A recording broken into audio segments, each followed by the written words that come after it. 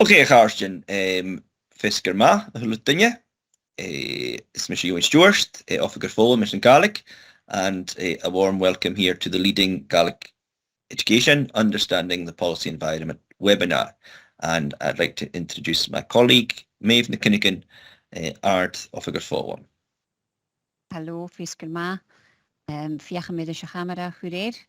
My bandwidth is not that great today, so I will keep the camera off.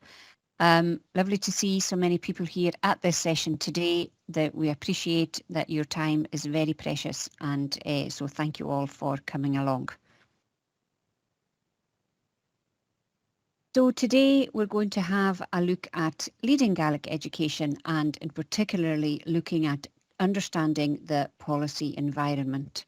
So three aims for this session: gaining a better understanding of specific policies, guidance and advice which impact our work within Gaelic education, gaining a better understanding of Gaelic education within the wider context of the policy environment of Scottish education, and also an opportunity to discuss with colleagues how to use this learning to promote Gaelic positive ethos in our settings and to expand our Gaelic curriculum. Yeah, Tapalaish Maeve. So this is going to be quite a information-driven session, but we are going to give you the opportunity to talk. And we're going to talk to you really just as a little as a prompt at the start of this to think about what happens when we don't take Gaelic into account. No matter how good our policies or how positive we think they are going to be for education as a whole, what happens if we do not take Gaelic into account? And although I'm going to talk about something that's 150 years old exactly, if there's a little QR code here, which I'll let you scan whilst you are watching, please bear in mind that this is being filmed, and we've got the fantastic Ian Fife helping us with that. So that little QR code in front of you will bring you to a piece of information from the High Life Highland website, which talks about the impact of the Education Scotland Act 1872, passed 150 years ago this August. And it's considered perhaps out of all the many things that have happened to Gaelic culture and Gaelic language that this may be one of the acts, as it says here, undoubtedly caused lasting damage to the use and promotion of Gaelic language and culture. And the simple one about that, even though the Education Scotland Act 1872 ensured that all education was compulsory, I believe up to the age of 13 or 14, I can't remember off the top of my head, but the one thing that does stick in my head is that Gaelic was not mentioned at all in that piece of legislation, and that therefore meant that specifically the teaching of Gaelic was de facto not allowed in Scottish schools. And at that point, almost every parish north of the Highland Line was vastly majority Gaelic speaking. And within the next 50 years, that there was a major decline in Gaelic as a community language in many of the areas in mainland Scotland where it was once spoken for hundreds of years. So that's really a little warning from history. If Gaelic's not mentioned, therefore it allows for bad practice to creep in regarding ensuring that needs are met. But thankfully, so we'll just leave that there for you to mull over why it's important that Gaelic is specifically dealt with as opposed to being left to the mercies of generic policies, no matter how positive those policies may be. But thankfully, we live in more enlightened times, and one of the reasons that we are here today is due to this piece of policy, the Gaelic Language Scotland Act 2005.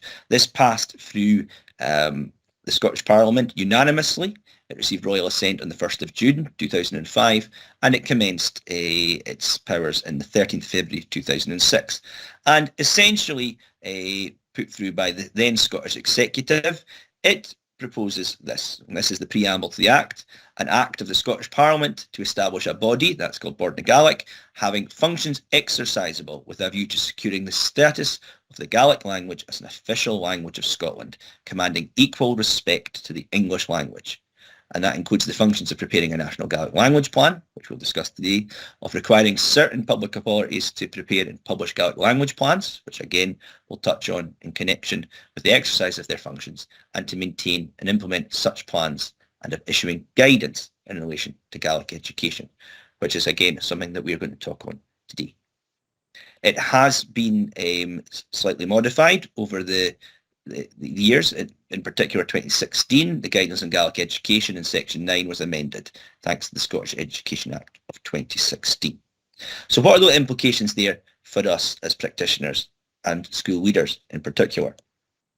Now, Portion of Gaelic draw up the National Gaelic Language Plan.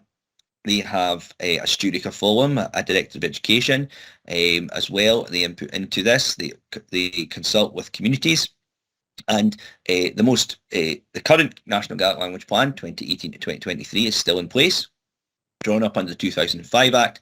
And some of you maybe have already been involved in consultations around the 2023 to 2028 plan. And this was taken from the 2018-2023 plan, that the central purpose of the plan there is to encourage Gaelic just to be used more widely. There's lots of key messaging there. That is what the Scottish Government use to help drive strategic decisions around Gaelic. And the four ones were that Gaelic belongs to the whole of Scotland. Gaelic is a precious resource for the whole of Scotland, in the same way that Skara Brae, Uphallia, the Melrose Sevens, even though they are specific to certain parts of Scotland, they are a cultural asset to the whole of Scotland. So therefore, Gaelic is a national language which belongs to everybody in Scotland, no matter where they're from or how long they've lived in the country. And there were three aims under that: promoting a positive image of Gaelic. And those of you who did the pre-reading will have seen some of the negativity in the anti-Gaelic, the article which was dealing with anti-Gaelic sentiment from race.ed. And that's why promoting a positive image of Gaelic is so important, not just in schools, but in the wider nation. And a language comes down to making sure that people use it and learn it. So increasing the learning of Gaelic, something that all of us here today are deeply involved in, is ensuring people are able to learn Gaelic, and also, however, ensuring that they also not just learning Gaelic, but that they feel that they're able to use it, and there are more places for them to use it. So that's what the National Gaelic Language Plan looks like. And it also drives the following. This QR code here will take you to all the live and approved Gaelic language plans that exist in Scottish public life at the moment with Scottish public bodies. I think there's 57, and those links go to the local authority who's prepared the plan. We would recommend that as a school, you should be aware of your local authority's commitment to Gaelic, and also ideally you should be involved in developing and implementing that plan. And we know that Bors na Gaelic have worked with local authorities, and many local authorities have got Gaelic action groups or Gaelic working groups or conglomerates together, which take people from the 3 to 18 sector, the local authority, from community groups and early years groups as well, to work together to bring Gaelic language plans to bear more effectively. But we would recommend to any of you that working in schools that you ensure that you know who in your local authority has responsibility for Gaelic. They may sit in CLD, in Community Learning and Development. They may sit in education, or they may sit somewhere else. But it's important that you as a school know who to speak to, in particular because, as it states there, it is your local authority officer will be the one who will apply for this scheme of Gaelic specific grant funding for education, so to Scottish Government. So make sure that you have got a good tie-up with there. And as it states here, the Scottish local authorities can apply for up to 75% of the cost towards delivery of Gaelic education for specific things here. So that's a very quick overview of what Bors na Gaelic do and how that impacts with your there. And I now have going to hand over to Maeve, who's going to take you through how that has impacted us in education specifically.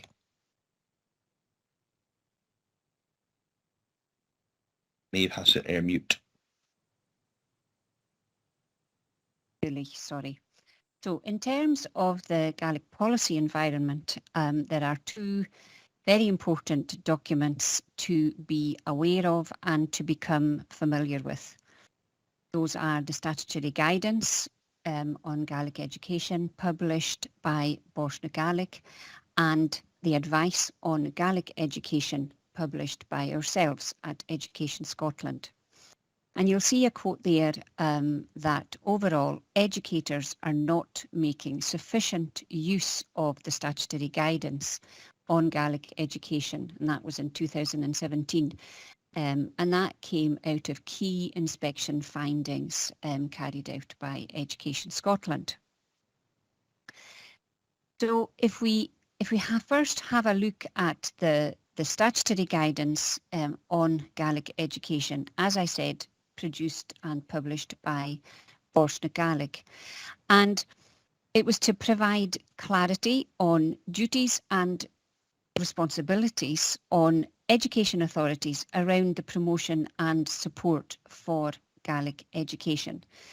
And there are 4 sections as detailed on the slide there.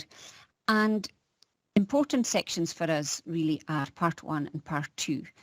Part 2 deals with Gaelic education and was very much informed by the advice on Gaelic education produced at Education Scotland. So Part 1 deals with primarily the assessment requests and the process for establishing new GME provision, looking at assessment areas, looking at initial assessment duties required of the local authorities, how these requests will be considered, leading to full assessments and also appeals. And it also details the duty on local authorities and education authorities to promote and support Gaelic medium education and learning. Part 2 moves on specifically to talk about Gaelic education, and as I said, was heavily informed by the advice on Gaelic education. So you'll see there through all the bullet points, all the different areas that this part deals with, and as I say, very much aligning with national guidance that we have issued at Education Scotland. So the advice on Gaelic education, this was produced in 2015, but it is important to say that it is revised on an ongoing basis and most recently was updated in March 2022. So if you weren't aware of that, it would be worth having a look at it again and looking at the areas that have been updated. The advice is based on evidence from inspections, reviews and other statutory functions covering all sectors of Gaelic education, and also other engagements with a range of stakeholders. And HM inspectors use this advice to support scrutiny activities when they are engaging with local authorities and schools. The sections within the advice on Gaelic education, just to let you know that the document is available on our website as a complete publication, but there are also all the sections have been published as individual sections. So you can go in and out of the sections as you wish. Very readable, very easy to get through and not too long and involved either. So I think there's 17 sections altogether. So as you'll see, covering a range from early years right through up to secondary and talking about all of the entitlements and responsibilities on educators, local authorities around providing Gaelic education. Just to flag and raise your awareness of some support material that has also been highlighted and produced on our website. Key messages that have come from working with the advice, school inspection findings. On the National Improvement Hub, there are exemplars of good practice around curriculum and ethos, and also there are exemplars of total immersion and secondary curriculum that have been shared through scrutiny evidence. And if you click on the QR code there too, you will also find additional materials. So essentially, the key messages from the advice document are that Gaelic medium education is based on the principles of immersion, with children accruing all of the benefits of bilingualism. The early stage of learning through the medium of Gaelic, where no other language is used, is referred to as total immersion. And this is followed by an immersion phase up to and including the senior phase. And it's really important that there is a shared understanding among all educators, practitioners, of what these two terms actually mean. Children and young people need to be equally confident in the use of Gaelic and English and able to use both languages in a full range of situations within and out with school. Because if that language is not taken out of the classroom, out with the school and into the community, then it is harder to grow. All Gaelic medium education provisions, whether in freestanding provision known as Gaelic schools, or indeed Gaelic medium schools, where or when delivered, alongside English medium provision, as the underlying principles of immersion are maintained. So I'm now going to hand over. Sorry, no, this one's for me too. So the quality frameworks of how good is our school. You'll be familiar, I'm sure, with these.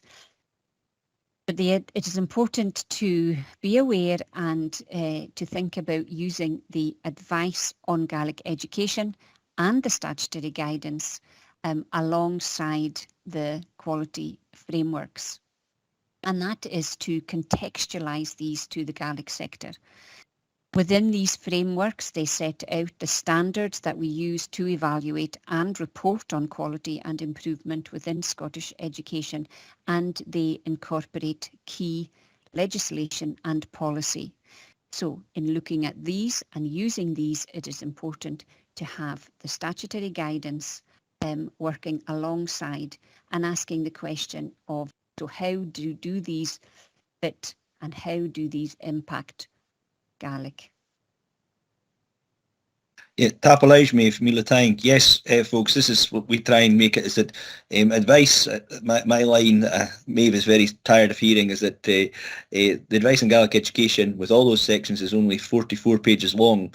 If we could get the advice on English education down to 44 pages, I think we would be doing very well. But that's the key, is to understand that Gaelic, all this advice, all this statutory guidance, goes with what's happening already, the quality frameworks and all that advice and guidance which is given to us anyway, and we understand there's often seems to be a lot. But what we're trying to do with this presentation is to ensure that Gaelic self-evaluation and planning becomes part of what we do. It's not seen as an addition or as a burden, but as something which is part of it going forward. And you'll see that here, because in a sense, a Gaelic curriculum is a curriculum for excellence. In fact, many people would say that Gaelic teaching, in terms of that totality of what people were doing beforehand, that planning of it, was what was being done in Gaelic medium education long before a curriculum for excellence came into being. And the word that's really important for us here is, you'll all be aware of these two paragraphs. They are from the very, very start of describing what a curriculum for excellence is, the important word always jumps out for me here is a coherent curriculum from 3 to 18. We have that responsibility to provide that to young people. And that, in order to do so, is to ensure that for young people, children and young people in Gaelic medium education, that they get that from 3 to 18 until they leave. And the curriculum that we have around it there, you'll see the revised narrative diagram on the right. That's what makes a good, confident Gaelic speaker across the 4 contexts. And unfortunately, we know that sometimes that doesn't happen. And it may be down to the fact that, as we said previously, Gaelic is sometimes lost when things are generic. I always like to say Gaelic dies in the generic, because Gaelic education, Gaelic medium education is co-equal with English medium education. They are both Scottish education, but they are not the same. They're equal, but not the same. The requirements are the same, but there are certain things that we need to do in order to ensure that Gaelic medium education is successful, because it is a minority language and a minority education system within a larger majority English-speaking English medium environment. So that requires us to take certain steps. And I really was glad that I was in the room when he said this, Professor Ken Muir, at an event in Aberdeen at the start of the year, where he said this, and I think it strikes a chord. Gaelic education is not a Cinderella living in a parallel universe. It exists within the same place as English medium education, but it does have certain things that we need to do to ensure that young people can meet the 4 capacities regarding Gaelic. Because we are all aware that Gaelic creates successful learners. Studies have shown that learners in Gaelic medium achieve just as well, if not better, than their peers in English medium education. But the other 3 capacities are just as important, especially as we use language, use Gaelic medium education as one of the tools for helping to support the language as a living community language. Do we have young people who feel confident in speaking in Gaelic?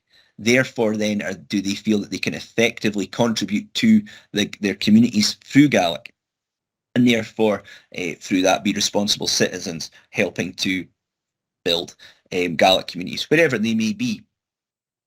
So what are the type of things that you should focus on? And you'll see some of these things have already been reflected, and some of them you'll see shortly.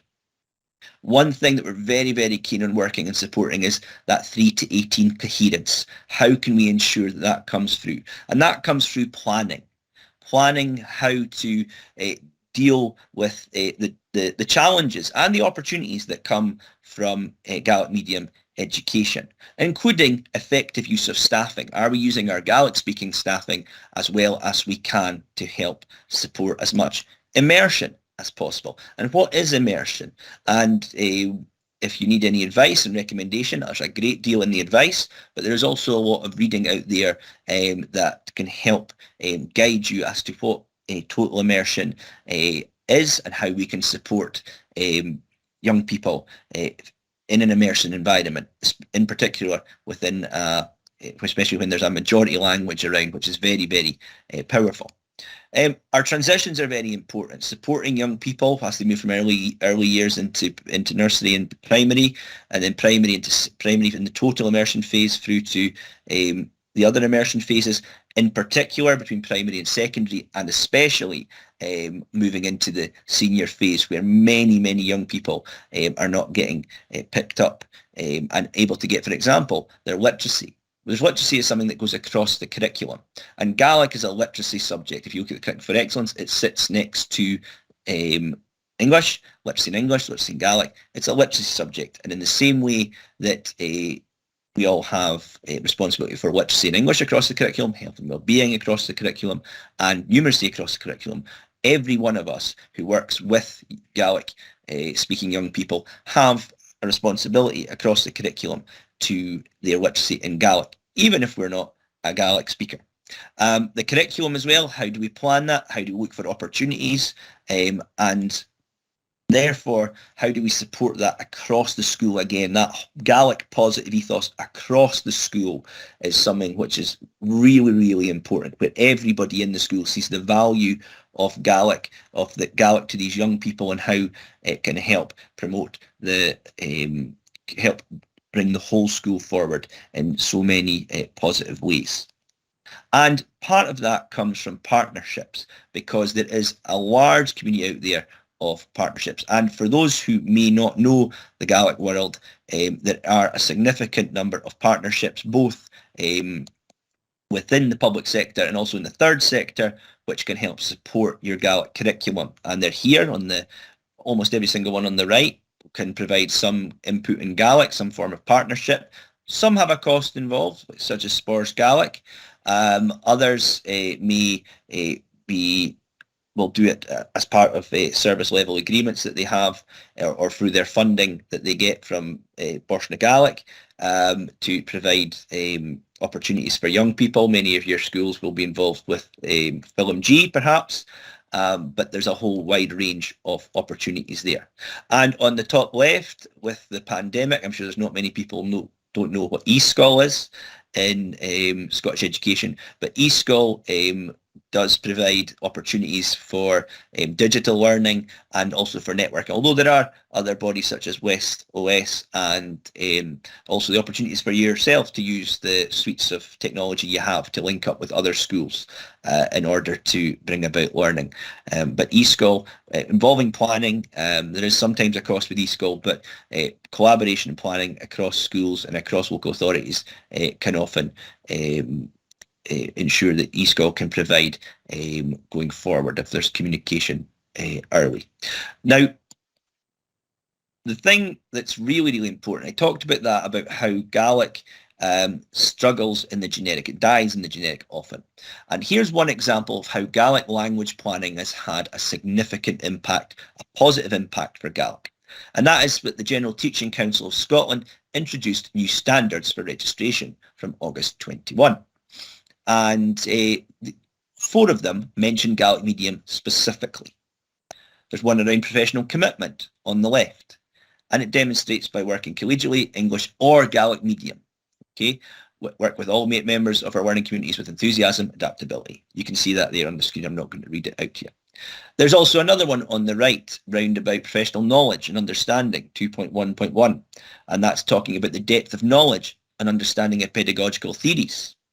And that will use these to help appropriately inform our curriculum design and content, again, where appropriate, taking account of Gaelic medium.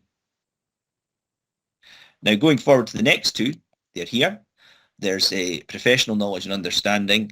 I know that I put 2.2.2 after 3.1.1 here, but I couldn't, once I've done it, I couldn't get it to change order. But this again has us thinking, do we plan effectively to take into account Gaelic medium education where appropriate? And secondly, on this one here, again, going back to professional knowledge and understanding, the distinctive culture, context and ethos of the learning community, including Gaelic medium ethos, where appropriate. So what does that mean? That means that we, as professional teaching in Scotland, if we deal with Gaelic medium education, we need to take it into account as part of our professionalism going forward. And that's something that we need to communicate to our colleagues as well. And essentially, what does that mean? Well, I've taken it down, and I'm sure colleagues at the GTC wouldn't mind that we've brought it down to probably those 4 boxes become into these 4 boxes here. For Gaelic, we need to learn how to plan effectively for it. We need to ensure a Gaelic positive ethos within our school. We need to ensure that we understand immersion. And we also need to understand policy. And that's why we're so grateful that you're here today as a group in order for us to do so.